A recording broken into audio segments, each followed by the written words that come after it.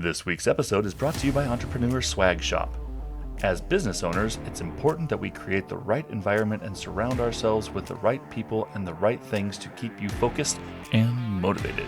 Entrepreneur Swag Shop offers clothing and accessories designed to empower entrepreneurs to share their message, their beliefs, and their journey with the world. Through inspiration and identity, the powerful messages printed on the items will help align you with who you want to be and what you want to achieve. Whether you are new or experienced, male or female, young or old, you'll absolutely find a message that resonates with you. Visit entrepreneurswagshop.com and use code AroundTheReel during checkout to get 10% off your order today. Get that swag, baby.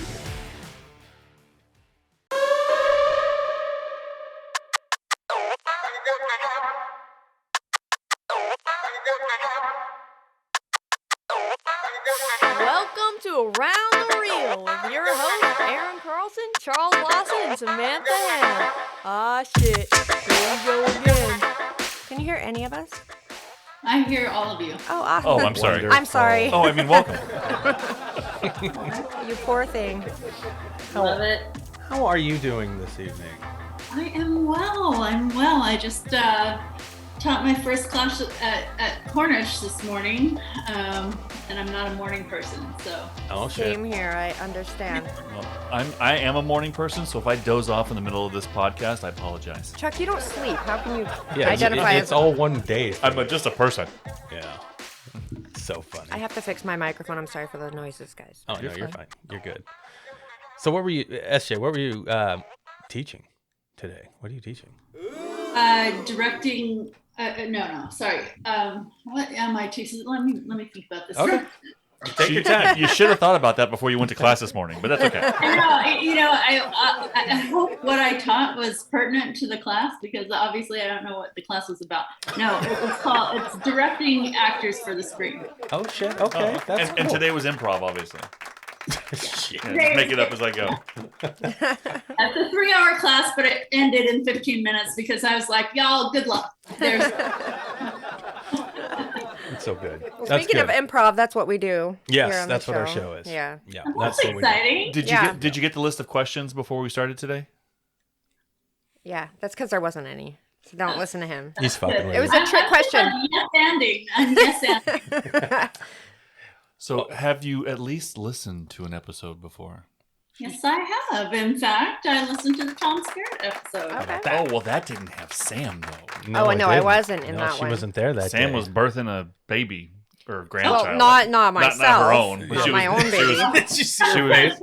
she was playing. But- She had the catcher's mitt. She was at the end of the tunnel. My daughter Come was on, having a you home got birth. this. Let's go. She was having a home birth, so I was assisting. I'm sorry, did you just say your daughter? My daughter, yeah. She was having a home birth, and I was there to assist with that. Yeah. We're all grandparents here. We Yep, are. we We're are. all grandparents. I know. It's, Not our lovely guests necessarily, but we all are. yeah, we're old. No, not that I know of.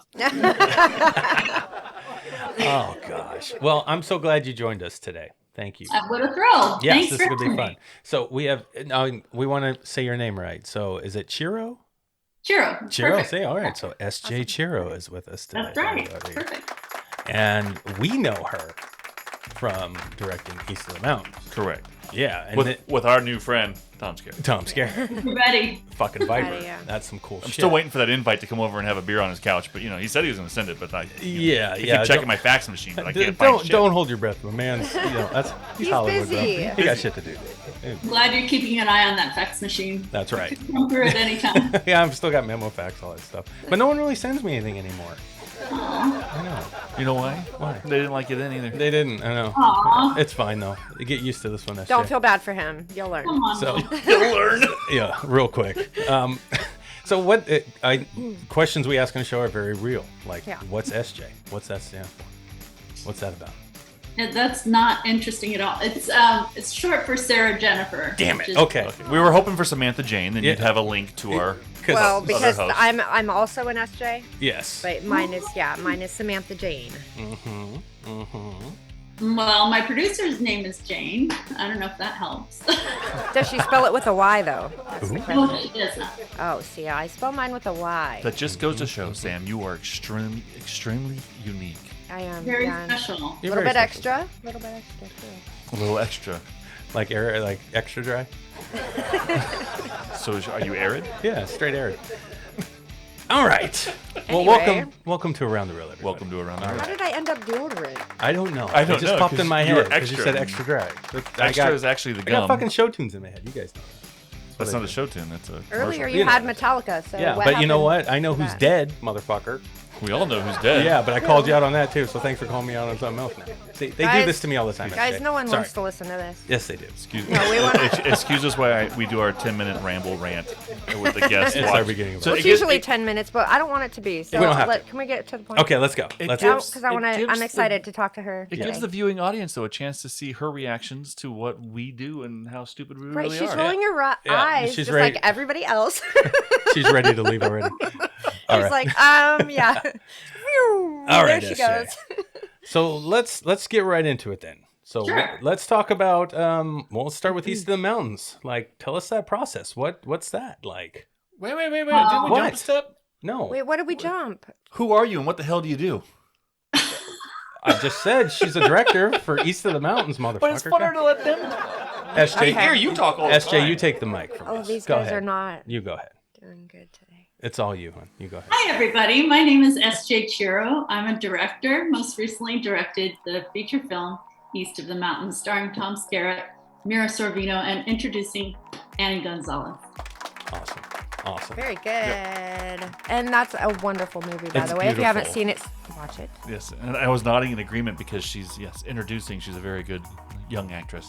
Yeah, she was really good. Oh, she's yeah, awesome. she was. The whole cast, everybody, and the movie's just beautiful. It I is, fucking it is, loved yeah. it. You guys did so well. So tell us about this process a little bit, because I was reading some articles on you a little bit. Stalking. Yeah, Yeah, just to, we just to kinda kind of get to stalk- know you a yeah, little we bit. did.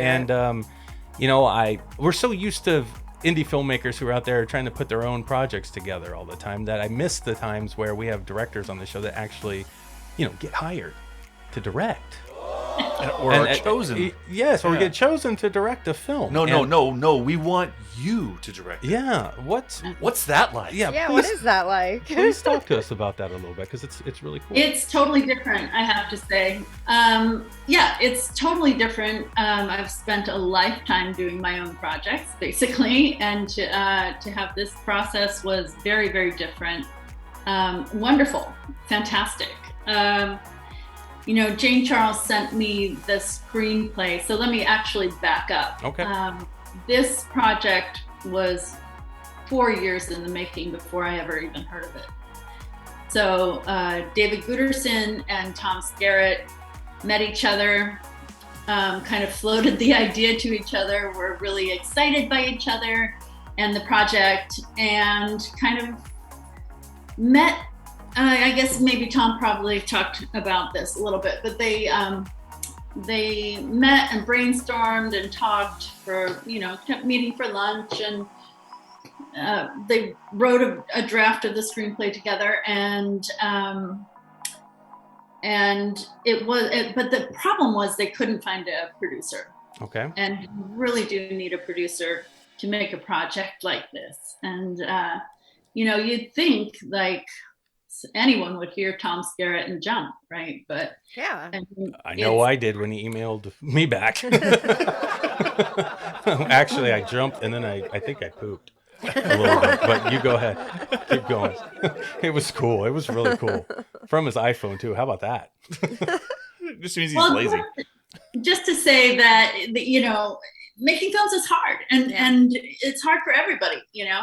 There's always pitfalls. There's always like hoops that you have to jump through that are difficult, no matter who you are. Even if you're the great Tom Skerritt, you're gonna, you can't just snap your fingers and have it manifest. Right. It just doesn't work that way for anyone. Mhm. So indie filmmakers take heart, when you're struggling and you're trying to do something and you feel like, how come it's so easy for everyone else? It's just It's not. not easy for anyone. So just know that and persevere. That's my, No, that's beautiful. No, well said. Well Yes. said. Because you're right. There are struggles on every level of filmmaking. No matter what level you're on, you're going to struggle. There are struggles.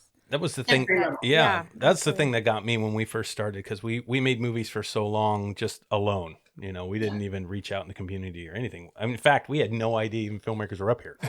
Yeah, we had no clue. We had no idea. We had no idea. No, zero. We didn't share them with people, No, just family. Yeah, just made our own shit. We put our kids in them. So I remember always thinking, God, are we even doing this like people do it? Like, you know, I had no idea. Like, we're doing shots and we get this angle and like we got to move with one camera over here. And then, okay, I think we just redo that scene from this angle now. I think that's how they do it. I mean, I didn't know. Because we didn't have multiple cameras and shit. We didn't know anything. Thank God for YouTube. Know. Yeah. And then, you know, you just come to find out that, yeah, everybody kind of does it the way they do it. It's all kind of the same. And there's plenty of different ways to do it. There is. Actually. And that's what's fun about it. There's no right way. You just, you do you. Yeah. But please continue with what you were saying. Sure. Yeah. So anyway, a friend of a friend reached out to Jane. She said, hey, Jane, could you be interested in this project? My friends David and Tom are doing it. She took a look at it. She came on board, and that's when things really started to move with the project. Okay. She sent the screenplay to me. I assumed that she was sending it out to quite a few directors. And then I read the screenplay, and I had some problems with it. And I was talking to a friend of mine, another filmmaker, and she was like, hey, how's the screenplay? And I said, unfortunately, I can't take the interview because, it's great for someone, but not for me. Like, it's not something that I would necessarily put out in the world. It doesn't, it's like, why, when you direct something, you got to feel it. You got to connect with it. You have to connect with it. I mean, like, as much as I would want to just say, wow, Jane Charles producing, Tom Skerritt starring, I'm in, Right. Yeah. It's not wise if you're not connected to the material, you're going to suffer. Yeah. Well, I hate to keep cutting you off, but you're saying some cool stuff. Like, well, what gave you the balls to do that? Like, as a filmmaker, I know you had a movie that did pretty well prior to this one. So, but where'd you get that confidence to be able to make that choice? Do you have any idea? Yeah, I think it's just the experience of knowing that saying yes would be worse, down the road. Like, of course you want to be involved in this, you want it to all work out, but in your heart that it's actually, some of the things are antithetical to how you live your life. Okay. What you want to put out into the world. Mm-hmm. I mean, like, you can't put a price on that. You know what I mean? Yeah. And so I was really sad when I was telling my friend, like, I can't go to I can't take the interview. Mm-hmm. And she said, well, I think you're asking the wrong question. You're asking, like, can I make this screenplay? And what you should be asking yourself is there a version of this story that you would tell? Wow. And I was like, oh yeah, totally. There is a version. Yes, definitely. And she goes, wow. Bring that to them and just see what they think. Wow. They can say, thank you, but no. And mm-hmm. That's exactly what I thought they were going to say. Right. Yeah.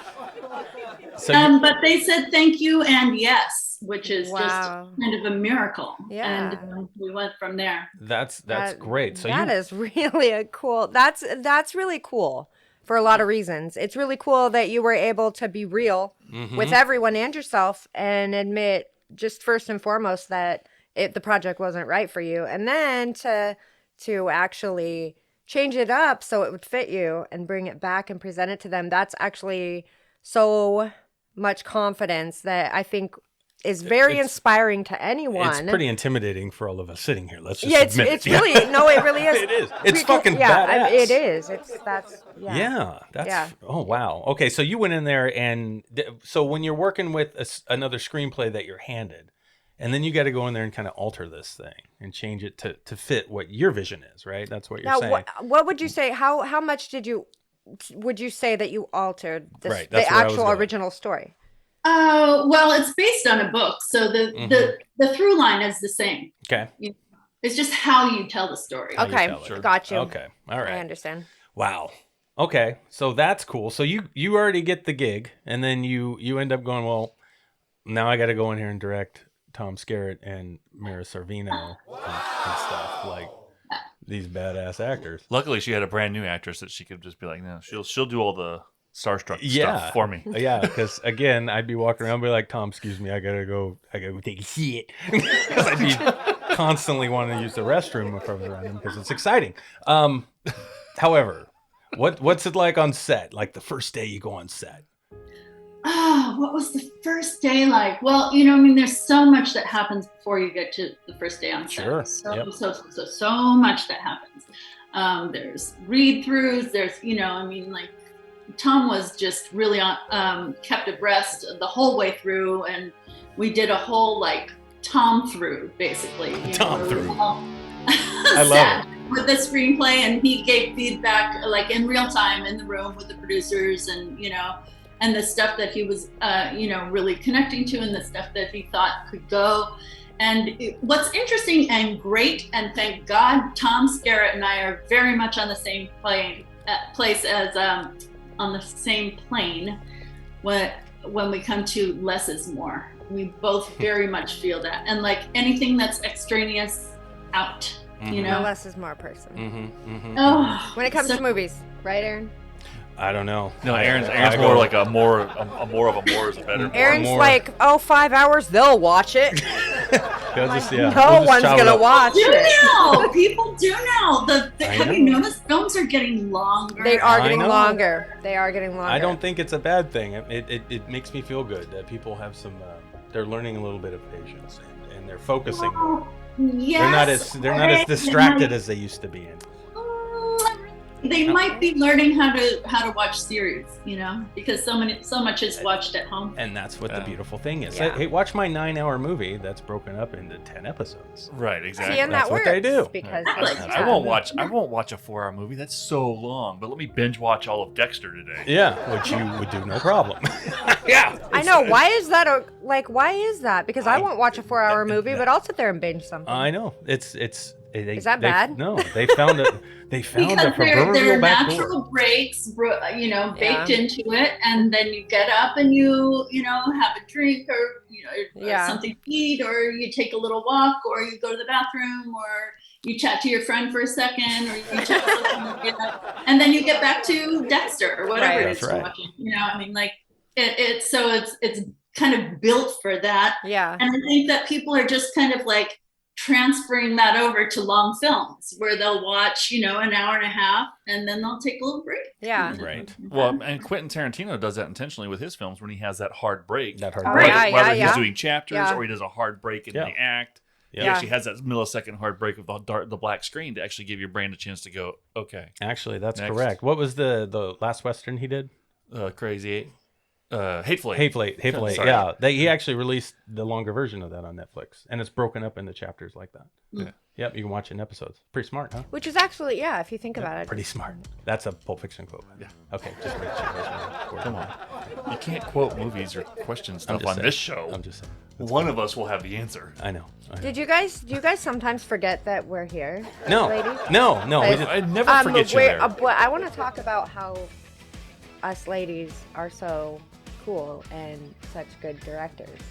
Can we talk about that? Yes, I would love that, actually, because that's kind of been a theme here on the show lately. It has been lately. We've had a lot of female filmmakers on the show lately. And so we know that firsthand. It's been a big topic. We've been dealing with you as a director, so we know that firsthand as to how good female directors can be. That's right. Yeah, we had... Didn't have to fish that hard for a compliment, Sam. I'd have thrown that any day. Yeah, we had two great ladies with us last week that did Maysville, and that was a fantastic movie we were able to watch. You know, and it's, you know, I think they had somebody, didn't they have somebody from East in the Mountains help them out in that? The cinematographer. The cinematographer. Yes. Yep. Who was your cinematographer? Yes. Yes, James was our gaffer. Yes. Yep. Okay, that guy. He's amazing. Yeah. I love that guy so much. And those two said the same thing. He was a gaffer on my first film too. Oh, okay. Really? Okay. And that's don't let me And forget he's to talk also about local, that. right? Yeah. Okay. That was Lane 1974, is that right? Correct. Okay, don't let me forget to talk about that, guys, because I want to learn about that because I haven't watched it yet. Sure. I want to see it. But anyway, where was I going? We were talking about something. Oh, we were talking about women directors. Women directors. Female directors. Yes. So I did when I was reading the articles, you know, when I was like doing the stalking thing. I heard you say something about Seattle in general. You said a quote. about how it embraces female filmmakers.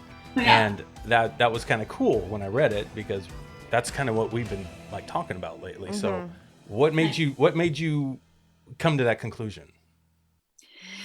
Well, I think Lynn Shelton, when she kind of broke onto the scene, changed the whole tenor of filmmaking in Seattle. And so it wasn't only her, it was Megan Griffiths as well, who's also a friend of, you get to be friends with all these people.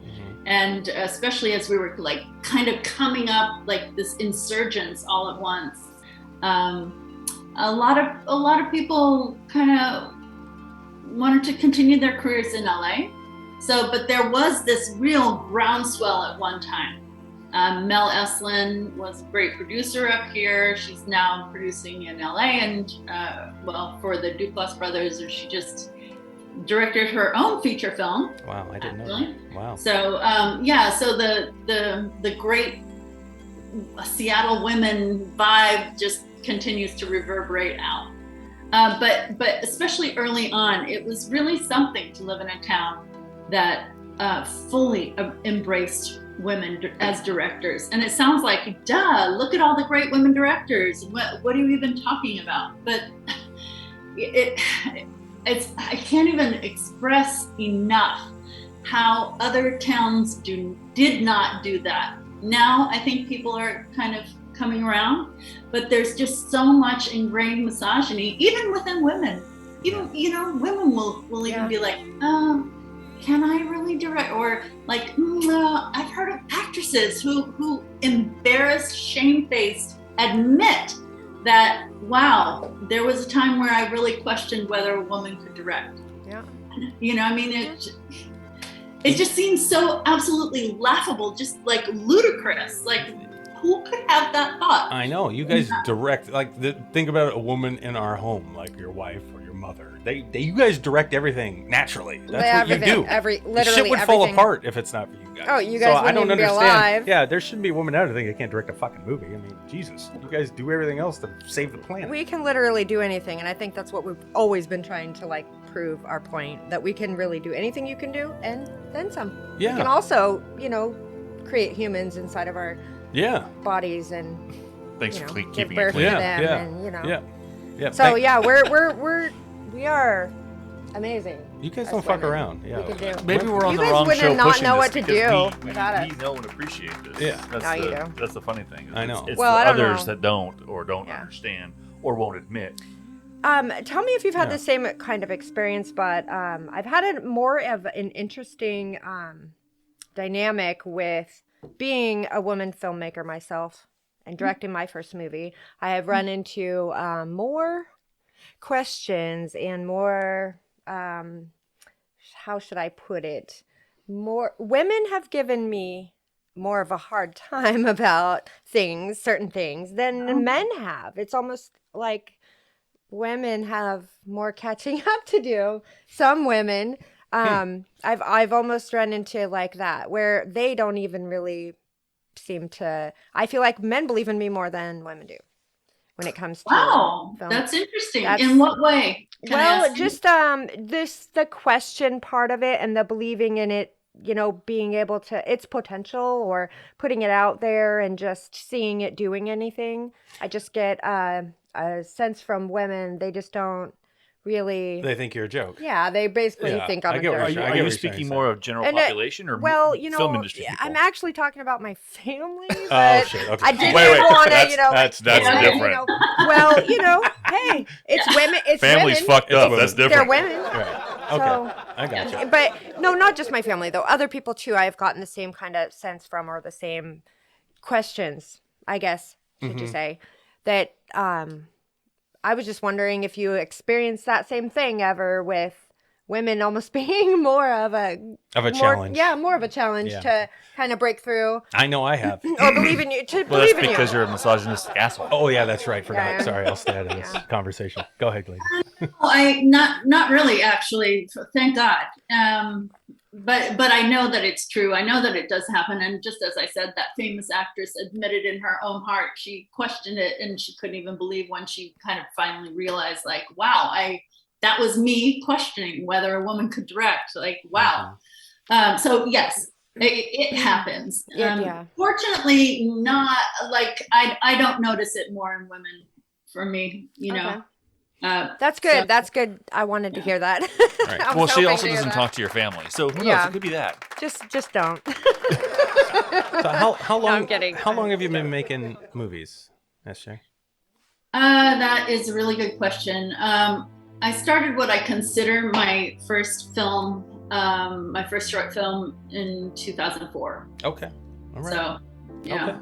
Okay. Before that, I was heavily involved in theater. I come from an acting background. Okay. So, you know, started that in like middle school, was hardcore drama department person in high school, drama major and French lit major in college, and then came directly to Seattle during the kind of the burgeoning fringe theater uprising that happened in the 90s, and just kind of coincided with the grunge music. You know, it was like a lot of like independent upsurge in Seattle in the arts, which was really cool, really, really fun, really amazing way to spend your 20s. And then then I wanted to go to film school in 94. Okay. So, you know, 94, 2004, you know, it's a little, you might notice a gap. We had a long learning educational experience too in our filmmaking journey. Yeah, unfortunately, I think we were too sheltered. That's the thing that throws me off, because a lot of filmmakers right now, when they say they start, I mean, we started in, 2000, 2001? Yeah. When we made our first little short film? Yeah. You know what I mean? And it's one of those things where I'm like, gosh, you know, we're so far behind the curve with some of these filmmakers that started, you know, maybe right around when we did or right after. I mean, you look at like her movie, East of the Mountains is off the fucking hook. I mean, that looks like a big budget movie, right? And we're still making these rinky-dink, trying to make, you know, $10,000. If we can get $10,000 budget, we're like, holy shit, yes, you know. Well, we're used to making something out of nothing. Yeah, so our goal was to be like, well, let's try to focus on the basic, the core stuff, so that we can surprise people with a quality film and they'll have no idea we had no money. Try to make it as cinematic as we can with nothing. And that's what we've been trying to do. Yeah, there's a lot you can do. Yes, there is. How successful do you think you've been? Well, it's going to be this year. We'll find out how well we did with our first feature, because that's finally hitting more platforms now. We had a year where it sat because it had a lot of technical issues, and I didn't want to go back and fix it for the QC stuff, the quality control for the platforms, right? And then we got lucky with one of the distributors, and they were like, "Oh, we'll just fix the stuff, you know." And for a small fee, they would do it, and we were like, "Okay." And it really was a small fee. It's not like we got suckered into anything. No. Like, And they would eat it too if the money wasn't made back. They would like, "You don't have to pay us for it. Like, we just think this movie can make this back easy and then some." And we're almost making it back. Yeah, and that's what's cool. And now it's finally hitting the platforms this year. Well, we've got Sam's movie now that's going to be released, you know, this by March, and you know, we might start seeing it, but goddamn. I mean, you got to work with Tom Skerritt, and here we are still. That's how I feel about it. I'm like, God damn it! Got to get there. It can be a long road. It is a long road. Yeah. I was just reading an article about Lena Dunham, and she is having her second feature film now is premiering at Sundance. Her first feature premiered, I think, when she was 23 or something like that, you know, at Sundance. Crazy. And from there, she went to Girls, 6 seasons of Girls. You know, she was 24, I think, when she, or maybe she was even younger. Maybe she was 23 when Girls started. I mean, so like once you start comparing yourself to anyone, you're already lost. That's you true. know, because my balls didn't even drop till I was 23, I think. They finally dropped. I got her to laugh good that time. Damn, the eye roll was big. Yeah, they dropped at 23, and she picked them up and put them in her purse 16 years ago, and that's where they sit. Yeah, they've pretty much been there. Okay, so let's talk about your. Dude, I'm segueing. That's a great segue. We'll go from my balls to her movie that was in South by Southwest. How about that? You're gonna go from your balls back to 1974? Why not? It's a show. Who cares? Lane 1974. Yeah, Okay, so I'm not a film festival guy. We've talked about that on the show a lot. I'm not even going to go into it right now. I'm not that person, but these guys are still kind of in the middle, like trying to figure it out. We don't really know. Because I only think there's a few big film festivals that's worth fucking going to. You know, everything else is kind of like, I don't know. But I saw, you're in SIF, great film festival, right? But South by Southwest, that's a big one. Mm-hmm. So talk about that. Like what? Well, let's talk about the film first. What is Lane 1974? I'm just curious, real quick. Yeah, Lane 1974 is based on a memoir by Clayne Hayward called The Hypocrisy of Disco. But it's also very much based on my life as well. So it was kind of the merging of her life and my life. A lot more her life because it's just easier to hold up her book and say, it's her story. Yeah. A pre-made prop. And so it stars Sophia Mitri-Schlass, who was 12 years old at the time. She's in basically every single scene. She was a phenomenal actress to work with. Absolutely, I feel so lucky to have met her and worked with her. And her mother is played by Catherine Menig, who you might know from The L Word, from Ray Donovan. She was also totally phenomenal and very pushed out of her comfort zone, like in terms of like, she usually plays like the sleek, sexy, modern lesbian woman, and in this case, she plays this really long-haired hippie, what can I say? And also someone who, a mother that is not a June Cleaver mother. It's like maybe on the opposite end of the spectrum on purpose, because a lot of those people, those were my parents, and they were really rebelling against the 50s and everything was going out the window. And, they just threw all the rules out and were just like, fuck this shit, we're starting over, And so one thing, like, she as a mother was very much like, I've been dealing with you and teaching you for 12 years. Why don't you have it together yet? My brain's still developing. Wait, is that me? Yeah, it is you. That's right? Exactly what she did. I mean, it's so funny, Sam, because people would be like, my God, this mother is terrible. She's so I kind of relate. Like, as a matter of fact, I think I told our 12-year-old daughter, why don't you get it together? Yeah, you did. Why don't you have your shit figured out yet? Yeah. Why don't you grow up? I'm still learning shit. Yeah, I know. I don't know all the shit yet. I'm still learning. That's so me as a mom. Aaron and I were together one time, and there was a woman who made the comment out loud in front of everybody, who said, "Hey, I've raised my kids." And we're looking around the room, and we're like, "That little fucker's only 4." Yes, I know she did. Remember that shit? Yeah. It's amazing. I've raised my kids. Yeah, He's only 4 years She had old. 2 really older boys, Right, too. right. And then the little man sitting in the corner, like she had no idea he was even there. I'm like, what the fuck? How'd you forget him? How'd you forget him? Have you guys seen Maggie Gyllenhaal's new movie? No. The Lost Daughter? No, not yet.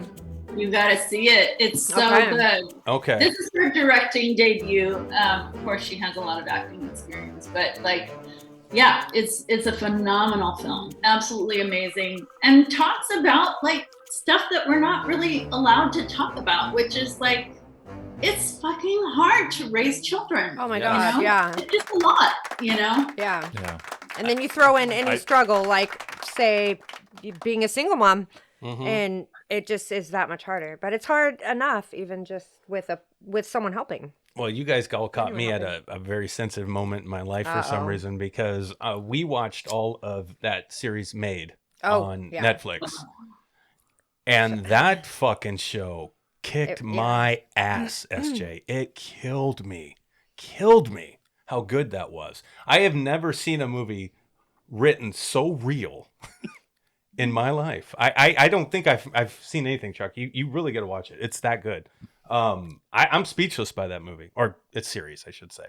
It's absolutely phenomenal. But you sat down and watched it and binge watched it in one setting, right? Yeah, and he kept looking at me when he cried. He would look at me and go, "Why aren't you crying?" And she's like, "I've lived this already." I'm like, "This is okay." So rewind. Yeah, hey, I'm watching my life again. Great. Yeah, it's absolutely. And Mimi Rogers is off the goddamn hook. She's so good. She's so good. Anyway, these films like that, or these or the series, yeah, the series, or just whatever they are. They're just movies to me. They're big movies. Yeah, that I watched the first episode. I was really excited to watch this first episode because I love what's her name, Margaret Qualley. Yes, yes, yes. Yeah. She's phenomenal. Yes. I just love her so much. But wow, did I ever find that first episode totally triggering? Yes. And really hard to watch. So I feel you on that. It's hard. Yeah, and it's such an amazing. Like my friend keeps going, okay, you just have to get back to it, and I'm like, yes, I will. I know it's gonna be great, but like, wow, it's just hit you. It's hard. It's hard, Yeah. but if you fight through it, it's a great inspirational story. Yeah, in every way you can be. It's a fucking hero's journey all the way across the board. It's awesome. It's awesome. It shows the real true fight of a woman in so many ways, and it's just both by actual the realness of it, and also just the what did you call it, Aaron, when it's I can't think of the word. I can't. But when it's projecting something, or symbolic, the symbolism in it is just phenomenal. Yeah, the symbolism. I don't want to say it out loud because she hasn't watched it yet, but there's some moments in there you'll see, SJ, when you finally get there. Yeah. It might take you a while. If the first episode got you, it's going to take you a while, because you get to episode 2, you'll be like, fuck this show, I'm not watching it. See what's coming, like, oh God, that vacuum cleaner. Dude. Yeah, well, it gets worse, but it gets better.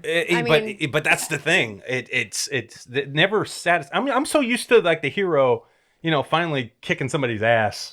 You know what I mean? And saying what you want them to say, and they stand up for themselves. And you watch this, and this is so much like real life where that doesn't happen. Mm. But it does. But it's very subtle. But yeah, it's not in your face. It's not in your face, in their face. Yes, type it way. happens in a real way. And I was so every episode went off, and I was just mad as fuck. I was so mad. I'd walk out of the room pissed off. I mean, it gets you. It's good. It's a good show. But you know what? It's kind of like what you guys are talking about. That the woman who wrote that book. She's a local woman, right? Yes. She's a Northwest lady. Yes. I mean, it's pretty obvious that if anybody can't see how much women can bring to the table in storytelling, I don't understand them at all. Oh, I just don't fucking get it. That series was all about a woman's struggle as a mom dealing with domestic abuse. Okay? That's been done many, many times. Not like this, though. Right. Okay? That could only be written by a woman. A man can't write that shit. No. We can't get it. We can't do it. Not like that. But you're right. There's a lot of storytelling that a man can't do that a woman can do. But there's a lot of storytelling that a man can do that a woman can't do. Sure. But that's why it needs to be there. But yeah, we both need to be there. Yeah, absolutely. There's room for both of us. Man. Okay. But okay. So emotionally, Aaron. Yes. There's something about a woman that can bring an emotion out like that, like really just hit you with emotion. I think that show pulled that off. Easy. For sure. Easy. I think that everyone's individual. I mean, I don't know if we can cut it into a binary, but it has been cut into a binary in the past, and so that's why just is, yeah. So I think there's there's somebody of any gender that can make any film. Oh, absolutely. But just haven't seen films from women the way that we should. Absolutely. Exactly. And I never really thought about it very much, and I think most people don't, and that's the problem. We don't consider that. Most people, most men don't. But I don't know many people that know who directed a movie. You know what I mean? They don't watch the credits. They don't pay attention like we do. Right. And I'm like, oh shit, I didn't know he directed this, or she directed this, or she wrote that, or he did this. I didn't no idea, until I watch it. But I don't think most people pay attention to that stuff, and it's so important because I think it's been hitting you. I think it's been hitting you lately. It has. With all the, because we've had, like I said before, we've had a lot of women filmmakers on the show lately, and Aaron's been hit pretty hard with just the power of the female. Oh my God, yes. The power of the dog. Speaking of the power of the female, have you guys seen that? Jane Campion's new movie? I have not seen that either. No. God damn it. It's so amazing, you guys. It's really good. Oh my gosh, you're throwing out a lot of stuff. Write that one down. I didn't put a notepad in front of myself today. I did. I'll write it down. Right. Okay, so sorry. I didn't mean to segue on all that. But at the same time, it kind of relates because you make kick-ass movies. And I can't wait to watch Lane 1974. I've seen East of the Mountains. But you went to South by Southwest. What was that experience like for people out there that haven't ever been to a big film festival like that? Yeah, it was fucking amazing. Boom. Just like that. Really different. Really different kind of festival because you have to buy a full pass, which was a little bit off-putting to me because I was just used to like get a ticket, to see whatever. Yeah. But in this, like a full pass is the only way they'll do it. Wow. So that's really interesting. That then, if you would never just go to one film if you bought a pass for $300. Oh, no way. Right. Yeah. You would really want to take advantage of everything. Yeah, Yeah. like at Wow Waves, you go on everything you fucking can. Exactly. Right. Go on every ride. Yes. Yep. Fuck If yeah. you think about it, that's actually a brilliant way to do it. Yeah. They don't fuck around there. Yeah, Okay. and they not only have like so many panels, and then also like VR, but even more than that, like just tech, like a whole part of it. Wow. I mean, it's not just films and music, cool. and like it's an enormous festival. That is awesome. So much going on. Yeah, that's It's amazing. Really, really amazing, really exciting, really fun, just an incredible experience. And Janet, the woman that runs it, is just like, I love her so much. That's beautiful. Yeah. How'd your film do there? Can I ask? It did really well. Good. Yes, we sold it out of South by, so that was great. The Orchard picked it up. It's now $10.91. But that as you guys know, or maybe it's different now, and you're going through different channels, but you can work your ass off and like commit 10 years of your life, which Lane 1974 basically took about 9 years to make. We had one of those, yeah. Yeah. And then have all like the end stuff, like all the stuff that happens when you finish your film. You're not finished, right? Then you have to start submitting film festivals, blah blah blah blah blah blah. Yeah. All to have it go nowhere. Oh, Usually, yeah. it can happen. It can totally happen. It's happened to a lot of really worthy films, great films that for whatever reason fall through the cracks and are never heard from again. Yeah. That is heartbreaking. So I feel so profoundly lucky and just so grateful to have had that South by experience, and to also for my cast and my crew, they felt really honored and they felt really seen, and that just feels so good because you just can't, you can't buy that for them. I couldn't anyway, maybe some people can, but like, so it was really great to kind of have that huge uplift after all that work, blood, sweat, and tears. Yeah. That's awesome. To have even a moment to make it all feel worth it is great, because you don't always get it and you're not promised it. No. So you could be doing all, and it going into it as a filmmaker, that you could be doing all of the work that you're doing, putting your heart, soul, and everything else, and your money and everything. And you might be the only one to watch it every year. Yeah. I mean, it could happen, and it has happened, and it does happen. Yeah. 87 accounts on Tubi TV later. Yeah. And it doesn't We're finally making a budget, making some money. But the thing that we've learned doing this podcast, because this would have escaped my knowledge before doing this podcast, but we did learn that, we've had people on here, and we've seen, a lot of movies, and there has been movies where we all look at each other and go, why isn't that, whoa, why didn't that make it? Why isn't that more? Like, why isn't that more? Because it was so amazing, and it didn't do it. But the film was great. The quality was there. It was amazing. The acting was there. I mean, everything was there, but it just didn't do anything. Yeah. So it can happen. And it can really happen. And it doesn't mean that you didn't do something amazing. It just means that it didn't work for whatever reason at the time. There's so many reasons why. I mean, there's so many reasons, yeah. That's the one thing we try to emphasize with every filmmaker on this show, SJ, is that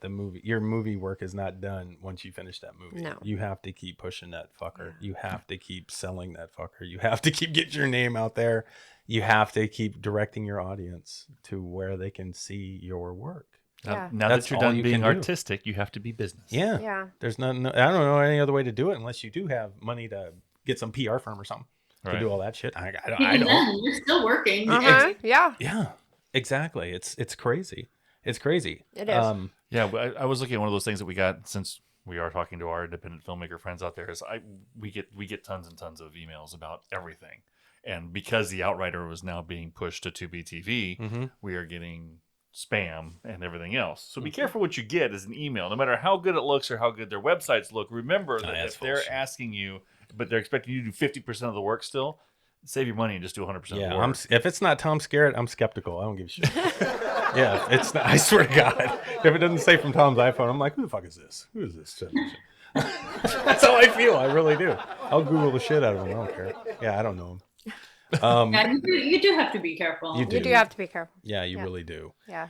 So, okay, so as a director, what's your philosophy like on set? I know how I direct. Every director has a different way of doing things. What is your take on directing? Just for people out there who may want to get into it and stuff.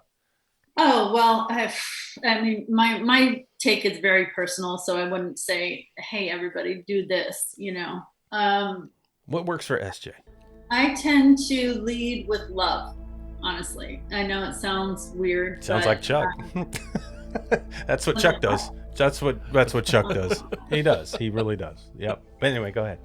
Yeah, and I kind of have to, because it is a hard process, and there's a lot of people under stress. There's a lot of money. There's a lot of people worried, and so it's easy to kind of tip into that abyss, and you don't want to do that. You really don't want to do that. As the director, you have to hold the story sacred, and for me, my heart is very open to those collaborators that are coming in to do this work, and I want to be sensitive to where they're coming from and what they're dealing with and the anxieties and all that stuff.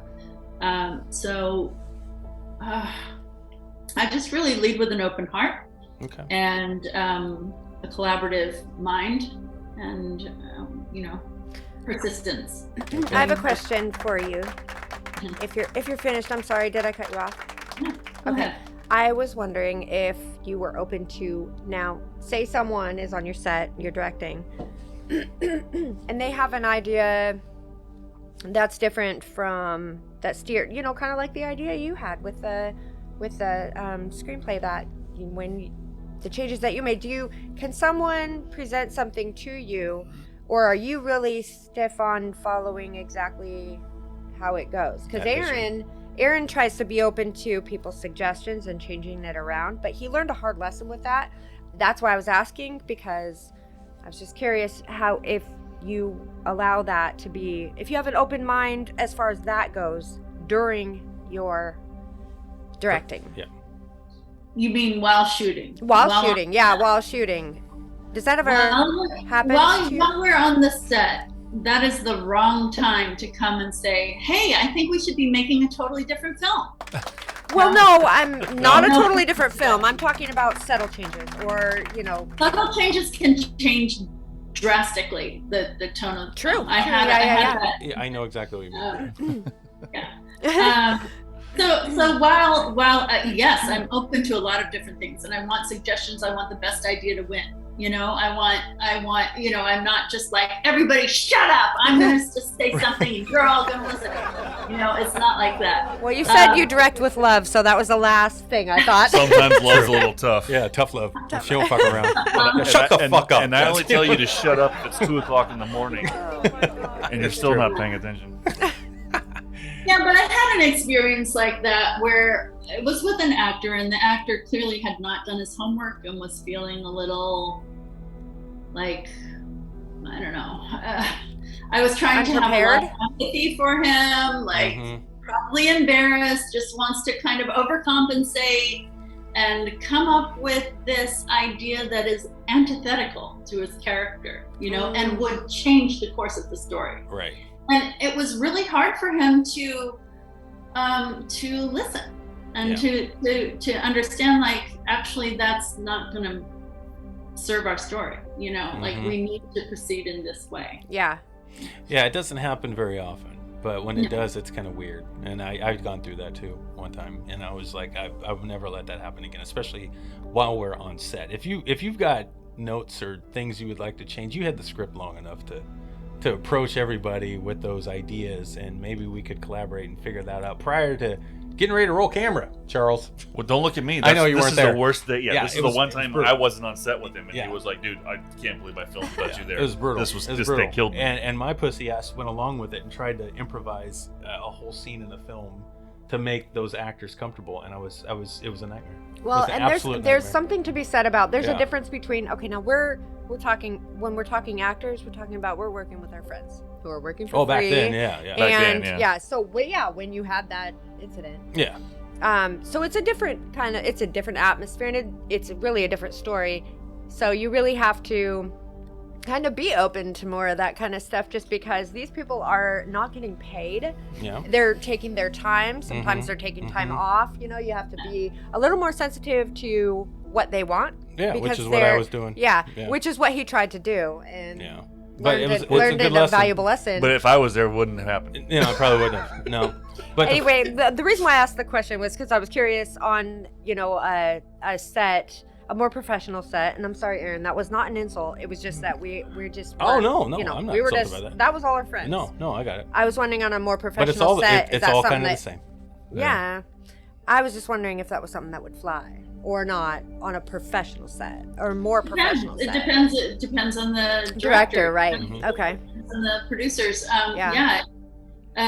It depends who's asking. Yeah. Right, and what they're asking for, I'm sure. Exactly, and how they ask for it too. Yeah. You know what I mean? And if you can see that they're like, hey man, I just want to try this thing. It might be off the wall. Can you just let me have this take? I'm sure Aaron would say yes. I would say, of course, let's go. Do it. Let's see it. Let's experiment. That's wonderful for a take. Yeah. But not, let's change the course of the whole film. Right, yeah. I don't think anyone would like that. The producers would just be like, what is happening? Right, yeah, no, seriously. And you do have to understand that you have a lot of collaborators and you have a lot of responsibilities, and the producers are some of your responsibilities. They, you have an obligation and responsibility to those people, right? And they do to you. It's a symbiotic relationship, but you can't just be out here just going, hey, I'm just gonna go crazy, and not make my day 5 days in a row. Never fly. Right. Well, no, that would be crazy. Yeah, you got to put your foot down. Yeah, you got to definitely. And we actually did that in The Outrider. It was like, we didn't fuck around. Shoot the scene first. Yep.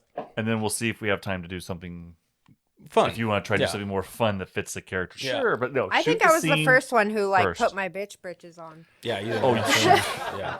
And I told everybody, you guys, if you're gonna commit to something, you better be here, because if I'm here, you should be here. Yeah. You didn't fuck around. Nothing like scaring the crap out of your cast and crew in the first production. Well, look, I didn't want to be there. I don't like acting. I'm not fond of it. So I was doing it knowing that I don't like it. I don't want to be here. And so if all of you agreed to it, saying you like it, then you guys better show up, because I'm showing up and I don't want to show up. Sam usually comes from a place of love too, is what she's saying. No, I do. She does everything because of her love for Aaron. I do. Yeah, it was all for you, Aaron. I know. But now that she's directing, she found her niche, and now she's like, okay, I don't care about anything else. This is what a niche. You found your niche. Oh, I thought you said bitch. I was like, man, I'm normally a bitch, but I wasn't even a bitch when I was directing my movie. No, she's happy behind the camera. Oh man.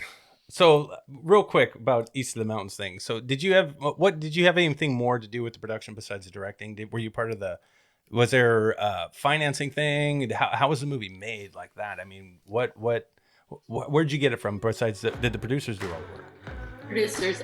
Jane Charles is amazing, but I was involved. Once I committed, I was involved at every level. Okay. And I did end up bringing in, some extra. It turned out there's a budget issue, and we needed to find a couple more executive producers, and I was the one that found those people. Oh, nice. Or I knew those people and introduced them, and whatever, it worked out. So that was great. But yeah, I really saw myself as a partner. Because the director is a very big job. dino, as you guys It know. is, yeah. It is. On a film, on TV series, it's a little bit different, right? Unless you're doing the pilot. In TV, it's like writers are the gods, and the showrunners. Directors are the guests, and they kind of come in, do their thing, and leave. But on film, they, in my experience at least, and I'll just speak to East of the Mountains. As soon as I was in, I was very much in every way, and my sleeves were rolled up, and my hands were plunged deep into the whole process, everything about the process. And Jane Charles is the creative producer, and she and I basically like linked arms and did not let go. But she really did the heavy lifting on the fundraising, and just watching her work, my mouth was ajar, agape, because what she is just like such a pro, and just like gets things done. She's incredible. That's awesome. Inspiring. Yeah, that's very cool, man. I'm gonna watch East of the Mountains again. I wanted to, just because I love it. It's on our Vudu, so you can look at it. I know. I got to watch it again. I wanted to. No, it was a fantastic film. There's some beautiful moments in that movie, and I'm a Tom Skerritt fan, obviously, but I love the dog. The dog's like the fucking heart of that story. I swear to God, he's a badass. If it wasn't for the dog living and giving Tom Skerritt hope or heart or whatever it was to keep. Oh shit! Yeah, I don't want to give away spoilers. Yeah, I don't want to spoil it. Why don't you just tell the whole movie? I'm sorry, because I was just thinking about it. I love that. I love that dog. I love the dog too, but you can. And Lauren Henry was the dog trainer. She also, I don't know if you guys saw First Cow that came out last year. I haven't seen that one either. No. Last year or the year before. Okay. Yeah. Another female director, by the way. Oh, interesting. Okay. Reichert. Wonderful. And she shoots most of her work in, she usually shoots in Oregon, even though she's from New York. And one of her other films, I think she shot it in Montana or something like that. But usually she shoots in Oregon. She made a beautiful and just an incredible film called First Cow. Y'all should check that out. I'm gonna give you that one down. You gave me so many movies. Okay.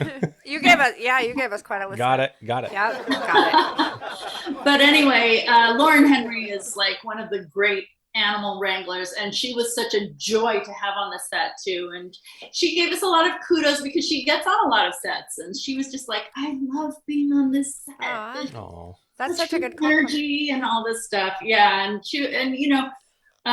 not to do a spoiler, but there is a dog fight where, there are two dogs. And that was a very, very complicated scene to shoot. And she and her team were really amazing. We could not have both dogs in one frame. Right. So it was very interesting to figure out how to make a dog fight where you can't show the dogs together. Wow, that's because you can't have the dogs really fight on set. No, you can't. No, be easier though. I didn't really like that dog anyway. Yeah, let him loose. Action. Oh crap, the wrong one won. Just keep filming.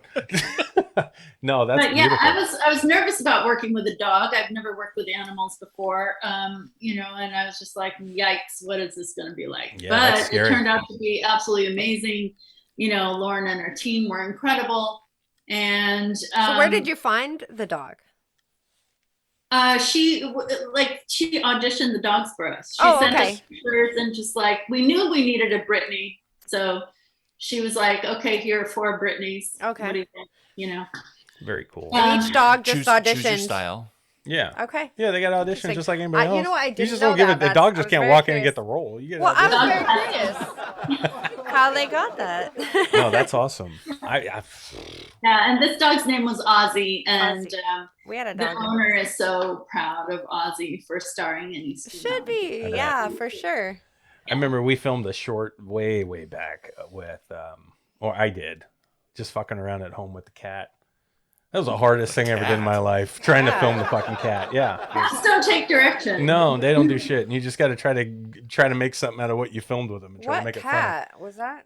No, it was way Oh, back. okay. It was 100 years ago. Yeah, it was a long time ago, Sam. But I I vowed I would never work with animals again. Oh, but you have. You gotta have the right trainer. Yeah, you definitely have to. Yeah, and it was your cat, so you can tell how bad the trainer was. Oh, fuck off. But it's funny, Aaron, what you're talking about, the dog being the heart of the film. What is so funny to me is that it wasn't until I saw the film, East of the Mountains, totally completed, watched it from start to finish, everything done, credits, sound, everything, color, everything done. I watched it through and I was like, oh my God, the dog is the heart of this film. The dog. That's what I'm saying, right? That's how I felt. I didn't even realize, making film, I'm as into this film as anyone could possibly be. And I was like, hey, wait a minute. This dog really plays an important role. It so really funny. does. It really does. Yeah. That's what I picked up on right away. I didn't think if the dog was there, stuff would have been way different. Would have been way different. Of course. Totally different story. And But it's the way Tom shows his love for the dog. That's what helps. No, that's important. I mean, that's really important. Sorry, Tom. I'm just trying to throw you a bone, buddy, so to speak. That element's important, though. In The that connection. story. Huge. The connection that you feel between the two. Yeah, but there's sure. there's something else there. But I don't know what it is. You just sense it. It's weird. That's how I felt. Thank you for saying that, because I think there's a lot of magic in this film. There's a lot of very subtle underlying stuff that you can't put your finger on, but that when it all adds up and all the layers of patina it just works. are happening, you feel it, and you're not quite even sure why. Yeah. Yeah. When we interviewed Tom, he said the less is more thing too, just like you did, and it made me immediately go to some of the shots you guys did with him sitting by himself on that bed. Just sitting there and not saying a word. And you didn't have to fucking say anything. You know what he's thinking. You know what's going through his mind. And you're just sitting there watching the screen and you start sweating and shit. Like, what the fuck? Tom, don't do this, bro. What are you doing, bro? You know what I'm saying? It's a great story. You guys, you couldn't have done any better, SJ. It's really good. You should be super proud of yourself. I really feel very lucky. Yeah, I bet. Well, it's fucking great, but you earned it, though. I mean, you know what you're doing. Yeah, really. I mean, it was filmed brilliantly and beautifully. Yeah. So that's. Yeah, I mean, we might as well talk about the cinematography. Because, Beautiful. Sebastian Scandiuzzi also shot late 1974, so he and I worked did very closely together. And he's like a brother to me almost, and we make a really good team. Obviously. Well, I mean, that's almost like a marriage. Like you need to be careful who you link up with, because if you don't understand each other, you're going to be fighting the whole time, and it's just a nightmare.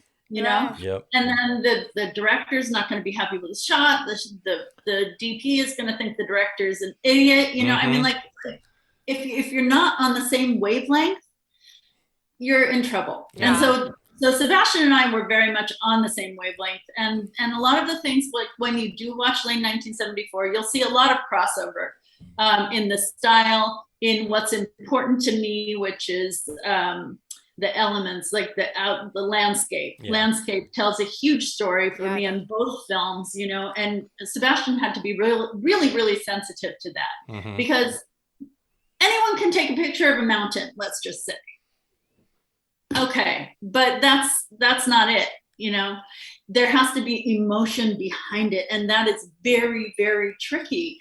You have to be very sensitive to know how to shoot landscape in an emotional way. Right. And there's no way to describe it. No. Yeah, you have to feel it. And Sebastian is a master at feeling these things and framing it just so. Yep, and it does. It translates right to the screen. It's the weirdest thing. It's weird. That's the magic. Yeah. It's fucking weird. Landscape is so powerful anyway. And like when I didn't know much about Eastern Washington, to be honest with you. My son went to WSU, and that was like as far as I got in Eastern Washington. And even that, I was like, wow, this is really pretty out here. Like, oh, look at the Palouse, very lovely. Like, wow. But I really got deep into it when we were scouting for East of the Mountains. And when you get out there, there's just something so overwhelmingly powerful. And I couldn't help but really think of the first people that lived there, No, I get it. Yeah. And their land, and it's the atmosphere is so rich and so just almost overpowering. You just have to be really open and sensitive to what's happening out there. I mean, people are, I could see a situation where somebody might go like, why are we out here? There's nothing here. Yeah. But, They're not open to either it. see something, or you feel something, or you don't. Well, the connection that you have with the atmosphere resonates in your film. And I think that that's one of the most important aspects of that film is the scenery. And so that magic really shows. Yeah. And it's cool. So good job. Yeah, it's very cool. What you said there about where your mind went when you went out there. Yeah. And seeing like who the first people that were here, your imagination started kicking in. You were thinking, see, I go out there, I wouldn't have thought that either. But now, as soon as you said that, I started thinking, and I felt something inside my chest. I did. It was weird. I love that. That's the weird shit about that stuff. And that's why I say I only go in the woods when we're making a movie. Right. Because then I can feel something for some reason. I go out there, I'm not connecting it to it right. And I can't get the vibe, but maybe I can. Well, shit, I'll just think like SJ. I'm like, I wonder who lived out here in these woods before. And maybe someone hit me. You never know. Wait, somebody did. Wait, Aaron, do you Something want to go hiking? No, not yet. I'm still working on it. I'm working on it. Put a camera in his hand. I'm working on it. No, if I can go out, well, maybe. Give him a gimbal. You give me like, the. Well, I'll take the Oh, dog it's helpful. and I'll go walk like Tom Skerritt did and be badass. How about that? Well, Yeah, you should come into my Cornish directing class, because I like to put the directors in the actors' shoes. Acting is all about, they use their bodies, they use all their sensory stuff is very heightened. Mm-hmm. And so one of the things that I have my students do is just take a walk and be extremely mindful of everything that they're hearing, that they're seeing, that they're feeling on the skin. I mean, these things matter. I think if you're a director, you need to kind of bring your sensitivity up. Mm-hmm. Instead, I think we're so used to kind of closing things out and just, Absolutely. This is what I want to see, and that's, Yep. But it's a good exercise just to kind of like take a very mindful walk. I think we had another actress on here that said the same thing one time. I can't remember who it was. Crystal. Oh, Lavero. Yeah, Lavero said the same thing about being sensitive to that kind of thing. And you know what? It resonated then, but I forgot now. See? Because it was last year when we talked to her. But yeah, you make another. Thank you for reminding me, SJ. You're right. You're absolutely right. Yeah. She said that why? Well, she was explaining how she connects with her emotion and how she's able to cry and all of that. Yeah, and just stuff. feel everything from her skin to the air blowing on her. She could sense all that stuff. And then she stopped for 2 seconds and leaned into the camera and was crying. And Aaron was like, how did you do that? Yeah, it was amazing. It was an amazing thing to witness. I love this stuff. I love it. It's so cool. I'm super happy for you. Thank you. You got great things going, and we're going to definitely check out Lane 1974. Mm-hmm. I got to see that now. I mean, I can't emphasize enough Tom Skerritt's performance in this. I mean, I could just talk about it for days. He's just such an incredible actor with 60 years experience behind him. Yeah. When you talk to Tom Skerritt, you're not talking to just Tom Skerritt today. And when you're directing Tom Skerritt, you're not just directing Tom Skerritt who came in that morning. You're directing the Tom Skerritt that worked with Hal Ashby, that worked with Ridley Scott, that worked with Robert Altman. Like, I mean, he has such a huge history behind him, and he brings it all with him. And he's so generous too about like stories from that time, and it's just like it's wonderful. Really an incredible experience to work with Tom Skerritt. And I don't know if you know, but not only was he nominated for a Satellite Award, but that same group awarded him the Mary Pickford Award for Excellence in Career. Oh, wonderful. That's good for him. I didn't know that, but it's there's wording to it. There's a very smart wording to it that I don't have at my fingertips. Okay. But essentially, it's like a career. It should be just called the Badass Motherfucker Award, because he is. Yes, but you can't put put Lifetime Achievement Award on something. You can't put Badass Motherfucker. But it's Tom Skerritt, dude. I know it's cool. He's a wonderful guy. We spent an hour with him, and it was an amazing talk. It was an amazing journey to have that with. Yeah. I'm sorry, Sam, you weren't there on that day, but we got it on video. You can watch. Yeah. Well, I have. Yeah, it's awesome. Damn, SJ, it's been a pleasure. hanging out with you for a minute. This is great. Nice to meet you guys, and best of luck with all your work. I'm excited that things are picking up and going places, and congratulations, Sam, on your first feature film. Thank you very much. Yeah. Amazing. And thank you for being on our show. It's been awesome talking. Yeah. What a pleasure. All right. Well, Chuck. This is the time of the show where I get to talk the most. Oh, sorry, Chuck. No, that's fine. No, actually, you guys, you might like to talk. everybody says the same thing all the time. Why are you always quiet? Because I'm shutting up and I'm listening and learning to everybody talk. And today's episode was a great chance to do that. Sometimes it's good to just be quiet, listen to what's going on around you, and sometimes people need to say things that everyone needs to hear. Like, make sure you ask our guests where people can find East of the Mountains. Ask our guest. Yeah, ask her, because you're closing the show. I don't want to cut you off. Well, I appreciate that. So you cut me off to interrupt me to ask the question. Yeah. Well, other than buying it on Vudu, like we did, what's some of the best ways to be able to see East of the Mountains? And even let's plug Lane 1974 too, because I know that's on Plex. But where else can people find these wonderful films? Yeah, you can buy or rent them on iTunes, Amazon. You know what I do when people are like, "Where can I see it?" I just Google "Just Watch" and then the name of the film. And then that will just list all the places and the prices right there. And it's very easy. So Just that's Watch. Awesome. Good. To the Mountains. Boom. Yeah. Perfect. But yeah, of course, iTunes, Amazon, Redbox, Microsoft, Google. Okay, now she's showing off. Yeah, she got all that stuff. That's great, though. That's great. You can find it anywhere. See, I don't fuck around this shit. I'm like, hey, watch it on Tubi because we'll make the most money there if you watch it there. Fuck everybody else. That's exactly what I say. I do. So I go to there. Ad revenue is badass there. It's awesome. we do have the potential of making more money on Tubi TV than all the money we made on our first year on Amazon. Yeah, pretty much. But that's okay. I believe it. Yeah. And that's just real. Yeah, that is being real. All right, sorry, Chuck. Go ahead. That's okay. Let's get back to the closing. SJ, thank you for joining us today on Around the Reel. Thank you for joining us for I always want to say a cup of coffee and a conversation. It's not a Saturday morning. It's not Saturday morning. It's Wednesday evening. Yeah. And you chose to spend it with us. So thank you, and sorry, but I hope you enjoyed yourself today. Thank you for opening up and giving some words of wisdom, sharing some ideas, and honestly, your directorial thoughts as to how to engage people resonated more with me than just the fun, goofy stuff that we like to talk about also on the show. So thank you for sharing all those things with us today, and you're doing amazing things. We can't see what you're bringing to us next. And hopefully that when you do have your next project, you'll hit up Sam and come back and join us on Around the Reel. Everybody out there, remember, think hard, because you're thinking anyway. See everybody later. Bye. I was made for loving you, baby. You were made. Are you freaking kidding me? Not again. Change the station. But it's Kiss. Please. It's No, but we don't know. It's not Kiss, it's Aaron. Yeah. Stop. Who sings that again? Tonight. Kiss? Yeah. Let's leave it that way. Well, Thanks. well, I thought this was a show about being creative. I was just being creative. That's not being creative. That's just being annoying. Well, maybe I'm trying too hard. Maybe it's a lot simpler. Aaron, remember, as all good broadcast people know, less is more.